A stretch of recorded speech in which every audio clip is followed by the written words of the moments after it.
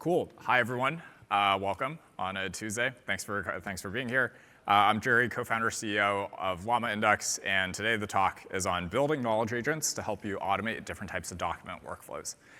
So I'll try to talk for about like 2 minutes and leave like 5 to 8 minutes for questions. Okay, let's get started. So a big promise of AI agents is basically making knowledge workers more efficient. If you've looked at any B2B SaaS website these days, it's really about how can you use AI to help improve like knowledge worker productivity. If you think about the higher level like kind of like value metrics, it's basically lowering cost, saving time, and then also improving decision making with more data.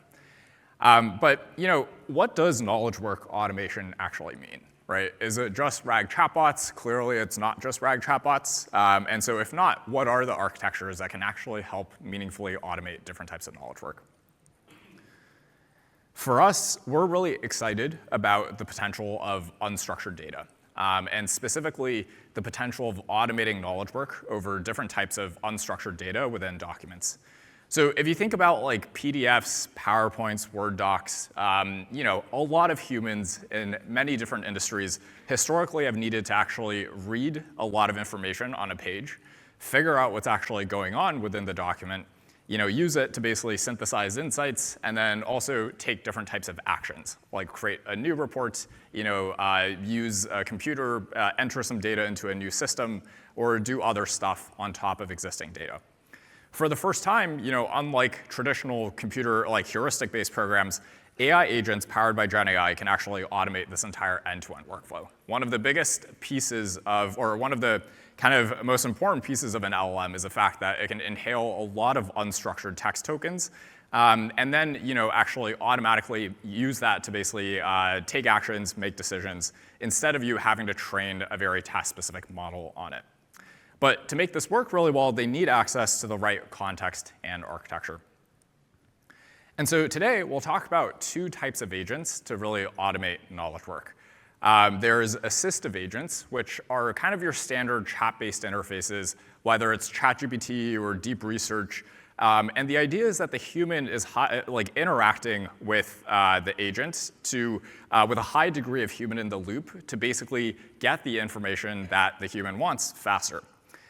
The other type of agent is really this idea of an automation agent, which runs maybe a little bit more in the background, can run a multi-step process, and typically can automate a routine task. So it can take actions on behalf of the user, maybe requires you to interject a little bit less, but it'll solve like one core workflow and solve it really well. To make either of these agents work, you basically need 2 things. Right? If you think about any agent architecture in the general sense, you need really, really good tools, whether connecting through MCP, A2A, or just through function calling, to basically surface relevant context and provide the right external interfaces to let the agent take actions.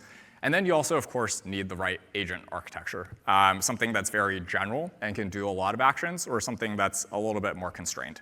And it's really a way of encoding your business workflow, as well as the tasks you want to solve, into this agent architecture. A lot of knowledge work is rooted in documents. If you think about kind of the columns on the left are basically different classes of knowledge workers, and obviously it's not comprehensive. This is just a kind of initial list that we came up with. And then the columns in the middle and right basically outline the different types of agents that can help these types of knowledge workers. So, for financial analysts, they might want to perform due diligence on private or public reports, generate investment memos, do different types of things. You can also, they do a lot of manual data entry from existing documents into, for instance, Microsoft Excel. A lot of these things can be handled by AI agents, either in a research or copilot setting or in an automation setting. For administrative or back office operations, you can have assistants over HR, onboarding, legal assistants, or you could have these automation agents actually run business processes end to end, like invoice processing and reconciliation, reviewing a contract, claims processing for insurance, and many more tasks. And so, as you can tell, a lot of knowledge work really depends on you being able to process a lot of information within a PDF or other file formats, being able to transform that data in some way, And it basically boils down to how can AI agents actually help handle a lot of these tasks end to end. For those of you who are not familiar with Llama Index, or for those of you who are familiar but know of us as a RAG framework, we started in the early days of ChatGPT. We started as an open source framework and basically built a lot of tooling and orchestration layers to help you build LLM maps over your data. Nowadays, we've become a comprehensive platform to help you automate document workflows with AI agents. And so there's really two main components to Llama Index. There's the Llama Cloud layer, which we'll talk about in just a bit. It's basically the core document intelligence layer that allows you to process and structure your data in the right ways and provide those as tools to an AI agent. We have an agent framework available in Python and TypeScript, which contains a flexible orchestration layer, tools and integrations with hundreds of different providers, as well as application templates to help you build different use cases. And a lot of the use cases that we've started to focus on really are these document-centric use cases that, again, help a business user get more information faster or help automate increasing chunks of their day-to-day workflows. And so the overall structure of this talk will be the following. The first piece is really building a document toolbox, providing the right set of tools an agent can have access to basically operate over your docs. The second piece is the architecture, like different types of agent design patterns. There's two types we'll focus on, assistant to automation-based UXs.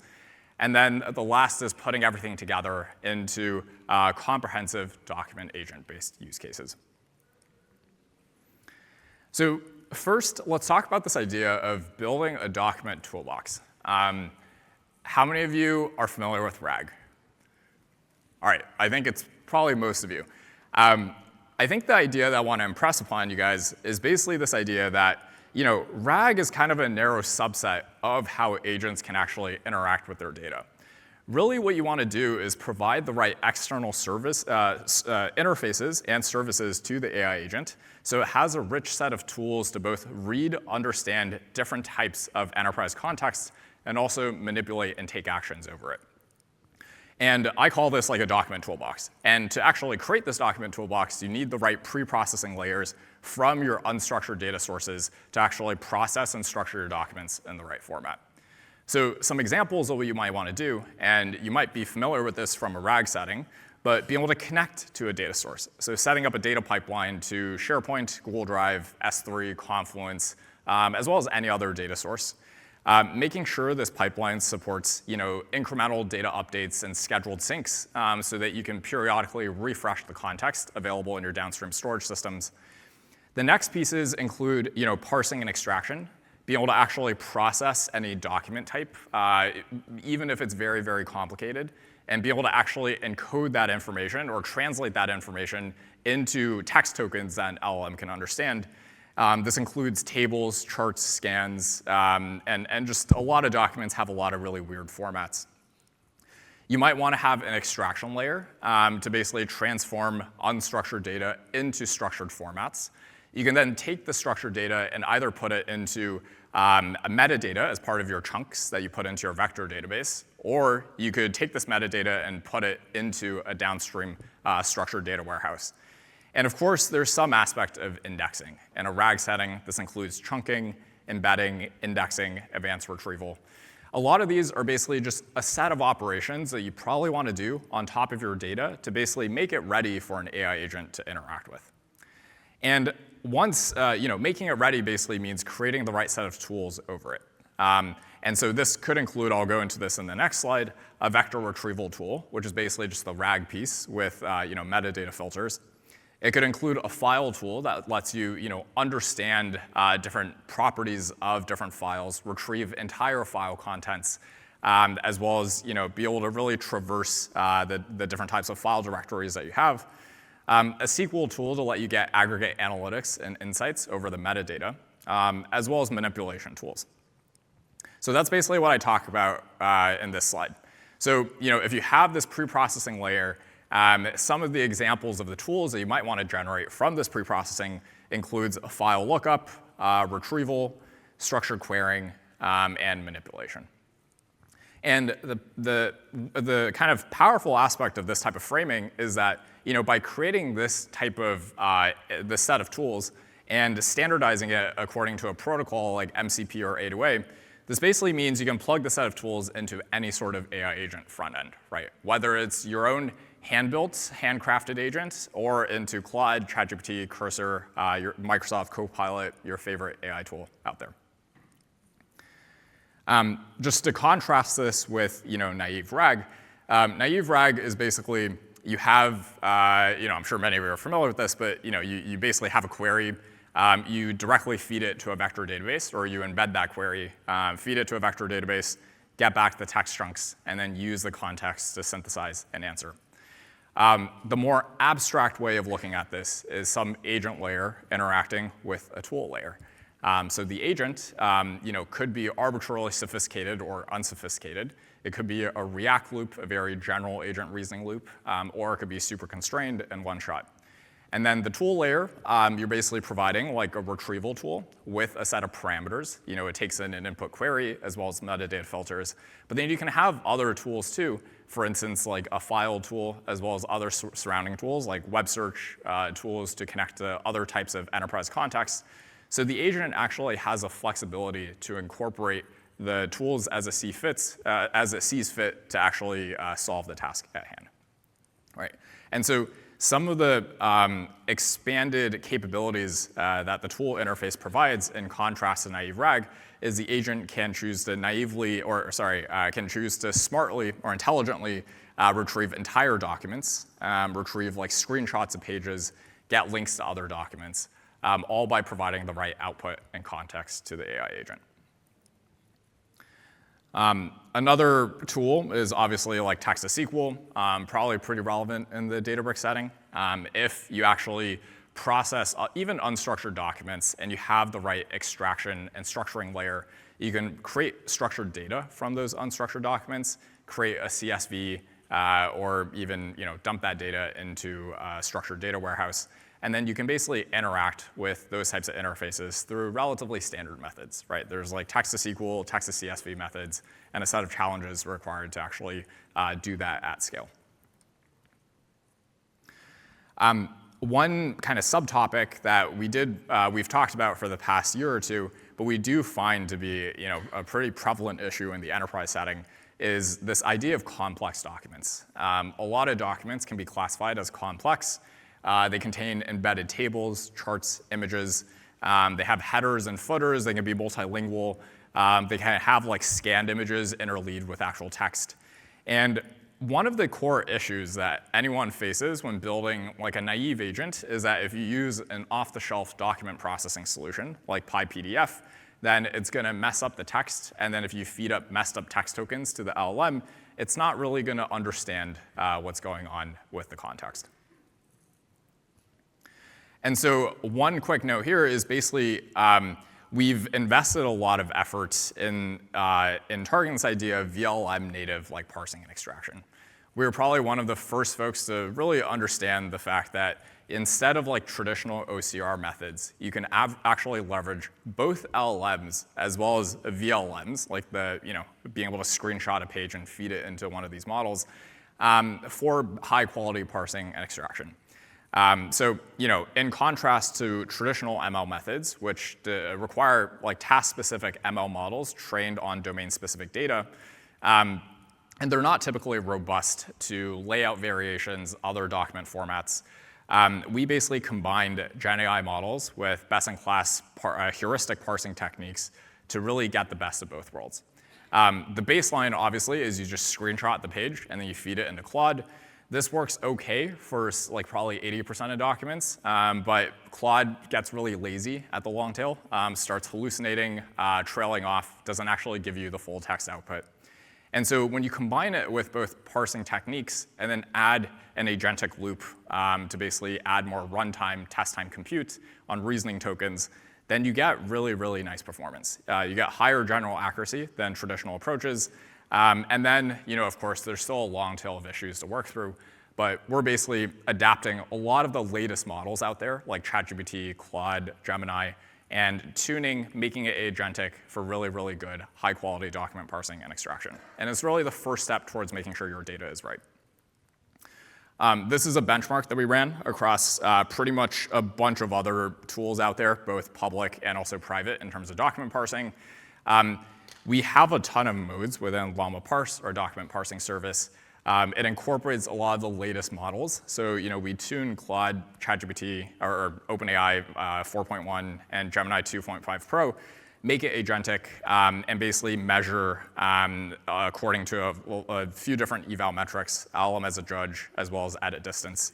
And when compared to other open source or proprietary solutions, we typically do much better. And so Llama Cloud really is that layer, that document toolbox to help you pre-process and structure your data in the right format for your AI agents. It contains the document parsing stuff that you just saw on the last slide. It also contains structured extraction. So besides just turning your documents into Markdown, we'll also turn your documents into a structured output format. And then, the idea is, again, process and structure your data to expose a set of tools. And we're working on a feature to make it natively MCP compatible, but some of the tools include retrieval, extraction, manipulation, and more. Just to run through some features really quickly, these are just subsets of the overall capabilities. One feature is agentic parsing with layout mode. So we'll draw the bounding boxes on the page, identify the different elements, and then dynamically figure out how to parse each section in the right format. So if it's all text, you don't really need something super complicated. If it's images or charts, you use VLMs under the hood. This also gives you back visual citations back to the source document. So instead of just linking back to the sentence, you actually get the bounding box of the element. Another piece is multimodal extraction with reasoning. We have reasoning and citations on the extraction endpoint too. So if you get back structured outputs, on every single key and value, you can get back citations and reasoning back to the source text. And then lastly, we also have an indexing retrieval feature. And the idea is, we actually have some kind of cool capabilities under the hood to dynamically return the relevant set of context instead of just doing fixed top case search. There's a composite retriever, which will route your query to the right data source, have some sort of auto routing to determine whether to return chunks or documents. And the nice thing for you is that if you use this service, you basically get back a unified interface, like a single tool that you can plug into an AI agent. And one demo that we just released last week, and this is something that I haven't really seen a lot of people talk about. There's obviously other players in document parsing, is Excel capabilities. And so a lot of knowledge work happens in Microsoft Excel. Traditionally, it's been unsolved by LLMs because Excel sheets are typically visually structured for humans. If you look at even this P&L sheet right here, it's not really a 2D table. There's a ton of gaps in the rows and columns. So if you run standard text to CSV techniques over it, it's not going to do very well. A vector retrieval, obviously, don't do RAG over an Excel sheet. You're not going to get back good results. The best baseline, honestly, is just having the LLM write code to try to understand the file. But even that is oftentimes not enough.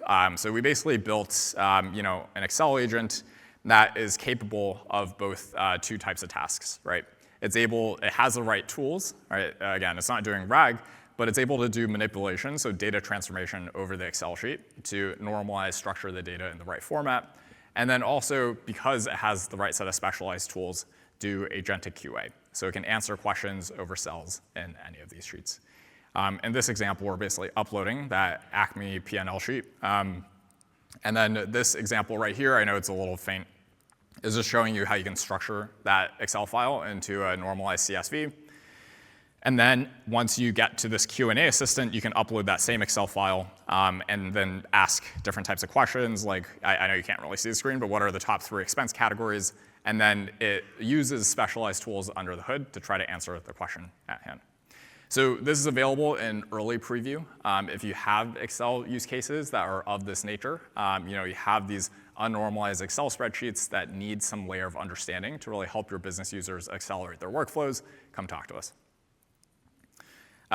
As I mentioned, the best baseline, like RAG sucks, don't do RAG over Excel. The best baseline is just code interpreter. So we benchmarked against OpenAI code interpreter with 4.1 and 4.0. That gets us like 75% accuracy over a data set, over financial data. With the set of specialized tools, you can really increase agent performance by a lot. Over here, we actually got accuracy up to 95%, and then the human baseline is actually 90%. A little bit of a snippet on how this works. For Excel specifically, we did a lot of fancy stuff under the hood. We did some sort of like RL-based like structure understanding, where depending on the structure of the sheet, we actually learned a semantic map and a data representation over various types of like unnormalized tables you might have. Once you actually create the right data model, you can then expose those as tools to a specialized agent. So again, the baseline is just the LLM is writing code using some commonly importable library in Python or TypeScript, and basically building a lot of this stuff from scratch. And you can think of this as really just accelerating the time to value and also giving you a higher degree of accuracy. Great, so that was the document toolbox section. Basically just wanted to talk about the fact that you really do need this data layer and the right set of tools to really interact with document context, and this provides the foundation for helping you automate knowledge work. The next piece is now you want to define the right agent according to the use case, and there's really two types of agents. There's assistant UXs as well as automation UXs. As many of you might know from building agents yourselves, agent orchestration ranges from something that's a little bit more constrained.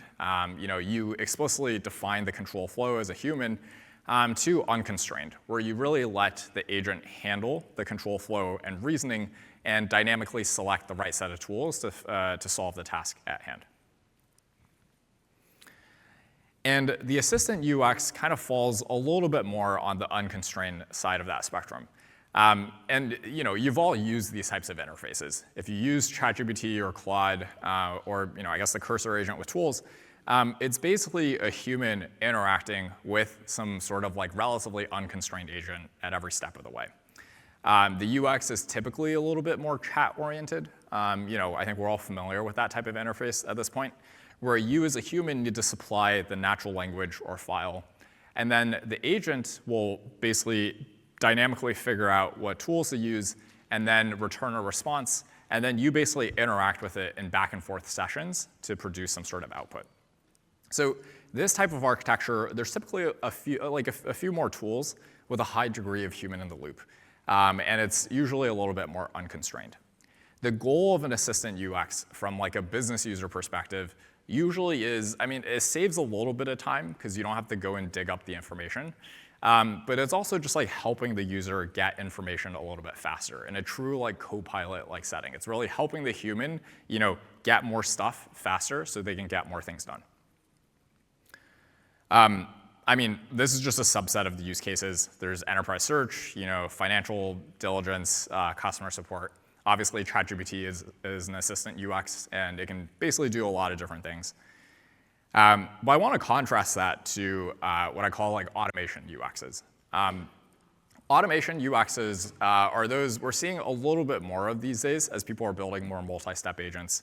And they're basically end-to-end workflows that require a little bit less human in the loop and can help process routine tasks and typical business workflows. And so it's taking an existing job that's typically done by a human, but done in a relatively repetitive manner, and then just like codifying that into an agentic workflow. You don't necessarily need to chat with it at every step of the way. You probably do need human review before it goes and makes a final decision at the end. But it's also a little bit more constrained, right? It does one type of task and does it relatively well. And so the goal of this really is to help just completely solve some existing workflow end to end. Doesn't necessarily help the human increase like the amount of data that they have for like general decision making, but in general increases like operational efficiency. So some example use cases here, right, include basically any type of work, any type of knowledge work where you're manually reading data and try to put it into a computer system. This includes, invoice processing and reconciliation. This includes like contract review. This includes like, processing insurance claims, data sheet extraction for deeply technical specs, and more. This video right here is just, a community example we built with invoice processing. This is available as a completely open source repo on our GitHub.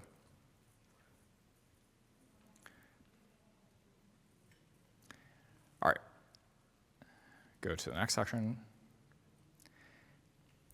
So I think as we have more and more agents, and more agents are going to fall in one of these two categories generally, or maybe a little bit of a spectrum between the two, you can start thinking of this is a bit more of a vague, less fleshed out idea of an agent backend and front end. So the agent backend consists of like automation agents, which either run in the background or could be triggered through some sort of API call. And in the form of like automating knowledge work, they basically automate data ETL structuring, but also decision making. And they basically just run in the background and tackle a bunch of data in a batch setting. They can also process and structure the data and provide and expose that through a set of tools. And there's more assistant-based agents, which are a little bit more user-facing, and humans actually interact with it. And it's basically the front end for humans to interact with. Thinking about it in the context of like MCP, assistant agents are a little bit more like the MCP client. These automation agents typically run in the background and maybe are a little bit more of like the MCP tool.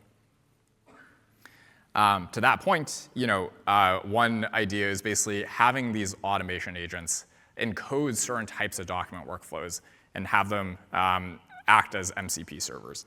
So the powerful idea here is imagine you built some sort of AI agent that was relatively constrained and solved one specific type of task well. In this video example, it's basically being able to actually extract out every single table of financials from a PDF of Fidelity's like different funds. And so each that document contains a list of different funds. Each fund has financials attached to it. And then you have this workflow that actually just executes this task. It has a defined schema. It knows what type of output, what type of financial metrics it's trying to extract. It consolidates all the information into a structured CSV and returns it back to some sort of MCP client. So in this example, we basically defined that as a tool and hooked it up to Claude. And Claude is able to then take the outputs of that tool and then automatically write its own code to basically generate a final report at the end. So if I go right here, you can basically scroll through. These are the output examples. The advantage of MCP tools, part of it is to really integrate external sources of context. But I think another really interesting thing, especially in the context of automation agents, is to really encode these types of business processes, have those as workflow tools, and basically standardize them across business users. So as a user, as an end user, you don't have to do the work of actually prompting the entire thing yourself. You have a set of standard tools that makes it really easy for you to use an AI agent to achieve the task at hand.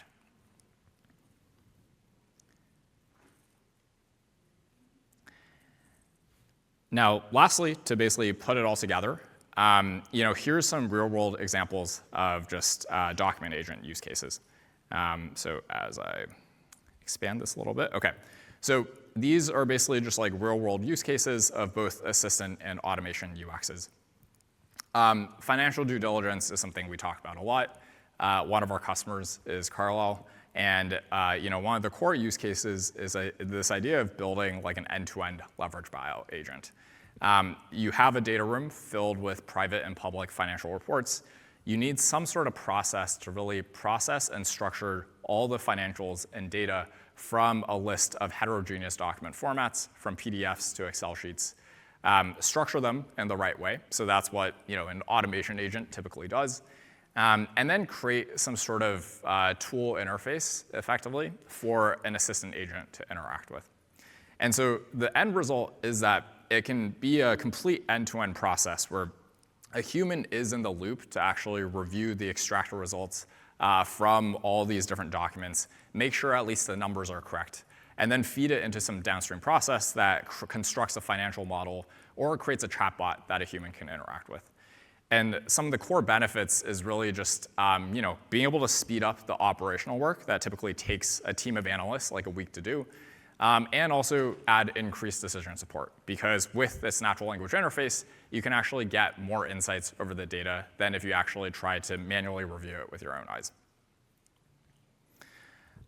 Another one of our fun customer examples is basically Cemex, and this example is very much in the assistant UX category. I think a lot of you guys are probably building similar things in terms of enterprise search chatbots. It's basically the generalization of RAG, or like agentic interfaces that help you understand, interact, and do research over your data in different ways. And so you can connect to a variety of different data sources. It could be a Microsoft SharePoint, it could be an S3, it could be Confluence. And you basically build targeted chatbots that have full enterprise context over that piece of information. You add a system prompt, and you create a guided user experience so that a specific persona within the enterprise can get the information that they want to help them solve whatever task they have at hand. Another fun example that's almost purely in the automation space is this idea of technical data sheet ingestion. So imagine if you're an electronics, semiconductor, or even construction or manufacturing company, you're probably dealing with documents that have really heavy and rigorous technical specifications, and oftentimes it's super non-standardized. There's a PDF with 1,000 pages in it, and you really need to understand these diagrams and translate it into some sort of structured format. This is this example right here. We're working with an electronics company that employs an entire team of technical writers to actually lift out the information present within these documents and translate them into structured data, and can take them weeks of manual effort to process some collection of these documents. So luckily, with an automation agent interface, you can have AI agents basically do the data backfilling and structuring automatically. Of course, it's not completely 100% accurate, but especially with some of our stuff, you can get 99-point-something% of the way there, and then flag and include aspects of uncertainty quantification, so that even in that last mile where the agent thought it might have gotten it wrong, it at least flags it right so the human can review and correct the results. Great. That's basically it for the talk. For those of you who are, this is just a general overview of LlamaIndex. We're an accurate, customizable platform for helping you automate your document workflows with AI agents. We're backed by Greylock, Norwest. We have a very popular agent framework that's used by 300+ of the Fortune 500. A few million monthly downloads, 5 million plus 150 to 200K plus signups on Llama Cloud. So thank you all, and I think we have a little bit of time for questions.